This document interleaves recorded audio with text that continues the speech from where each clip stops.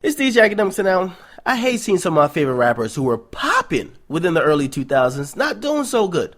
I mean, some of them I know now, they're battling high cholesterol. Some of them are running from the fucking police over minor traffic incidents. Some are getting shot at because they're still in the hood keeping it real.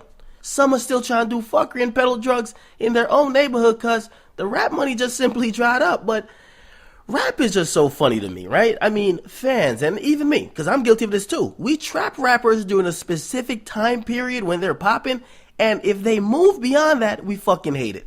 It's kind of like life just doesn't move on. I mean, I called Jay-Z Grandpa Ho for the last couple of years just because he's been rapping fucking lullabies to Blue Ivy and completely rapping about a lot of shit that I can't even relate to. I mean, he's about to start rapping about arthritis. I just can't relate to it. Listen, I'm in my early 20s. He's fucking 45. And when I think about it like that, I'm like, yo, damn, we shouldn't think alike. He's being true to himself. The shit that somebody that goes through that's 45 and almost a billionaire, I'm in my early 20s, man. I can't relate to that shit, man. However, when you grow up, you eventually learn. Like, for example, like when I was watching wrestling, Stone Cold was and even still is that nigga to me. But now I kind of grew up, I kind of realized, oh, wait, oh, shit, wrestling ain't even that real. It's kind of a little fake. Now, the new era of wrestlers or whatever, John Cena, CM Punk, I look at it, I'm like, I can't even feel it. Whatever. I'm like, I want that old feeling back. And even if I saw Stone Cold still wrestling now, I'd be like, just based on what I know. So I know it's fabricated, but I respect the hustle. But for the rappers I loved, I like to see them being the pioneer of what's next. What's next beyond after you're fucking dried up, you're not as hot anymore within hip-hop. What's next for you in life? I see some people, they're starting families and also providing for their kids the life that they didn't have growing up. I think that's dope now. I'm coming to appreciate that. I mean, some of you even started up good businesses. I mean, the Locks, they're doing some great businesses. I see them making moves. I'm like, yo, I think they're doing a nice transition. And now, news came out today that Memphis Bleek, and yes, that is the only Negro that I know that got a fucking private stash within Jay-Z's will that guarantees him to be a millionaire, but apparently he's getting married. And he got married, actually. And to be honest, I looked at it, there was some pictures that got leaked, and I was looking through it, and I was like, ugh. At first, I was a little bit uncomfortable, but I was like, I get it. I dig it. Jay-Z showed up to the wedding, and I'm not sure if he was the best man, but I could probably bet he was. But I was like, yo, I kind of dig it, man. I was kind of relieved that Memphis Bleek didn't rock a do-rag to his own wedding. I was relieved. I was. I'm kind of relieved that he actually dressed up for a fucking wedding. He didn't have a do-rag with fucking two headbands crossing an X around his fucking cranium, and he actually went through with it. I was relieved that he still isn't fighting a receding hairline anymore. I was relieved.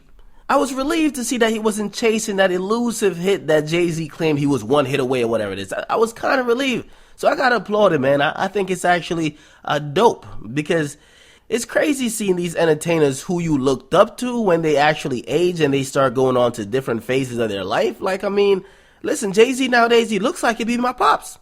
Jay-Z actually looks like he could be my father. It's kind of weird. It's kind of weird that when you think about a Cameron, a fucking Nelly, even a 50 Cent, that their best years in rap was kind of behind them.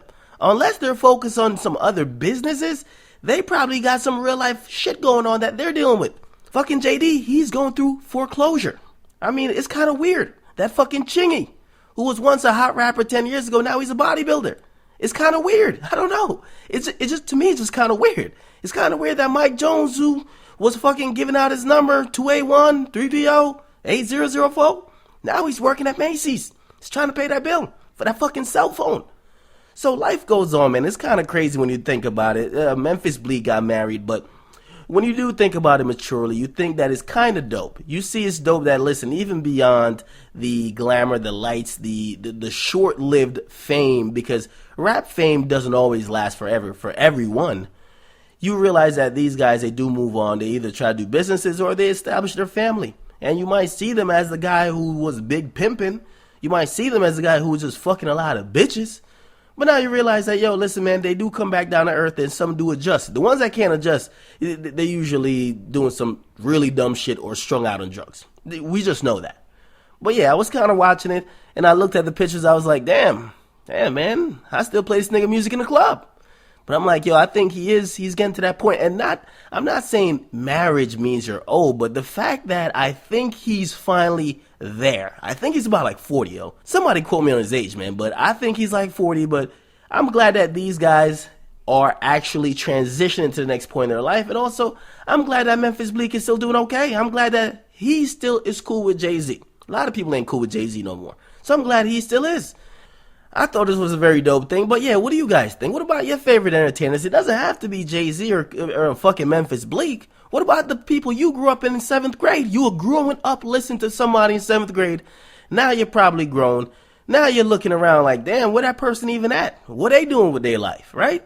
The person you were probably listening to high school, if you probably went to college and graduated, or it's been 10 years since high school, it's probably a different reality for you, at least. So what do you guys think, man? Get in the comment box. I think it was a dope move by Memphis Bleek, but I had a moment to really think about hip-hop, and I'm like, damn, shit is changing. I mean, in another 10 years, Jay-Z is going to be pushing 60. Think about 60. So what do you guys think? Get in the comment box. Make sure you guys like. Definitely subscribe, man. It's your boy DJ Akademiks. I'm out.